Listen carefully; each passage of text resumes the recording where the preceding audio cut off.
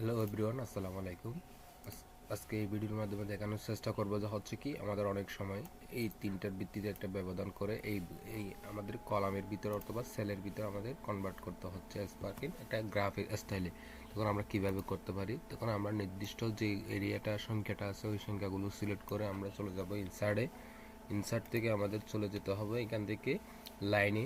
লাইনে ক্লিক করার পর এখান থেকে আমরা এই জায়গায় ক্লিক করে আমার নির্দিষ্ট এরিয়া কোন জায়গায় আমি কনভার্ট করতে চাইছি ওই জায়গায় সিলেক্ট করলাম। সিলেক্ট করার পর ওকে প্রেস করে দিলাম। খুব সহজে এইভাবে আমাদের একটা স্পার্কিনে চলে আসছে। এরপর আমরা কি করব, এখান থেকে লাস্ট পয়েন্ট, ফার্স্ট পয়েন্ট, এরপর লো পয়েন্টে ক্লিক করে দিলাম খুব সহজে আমাদের।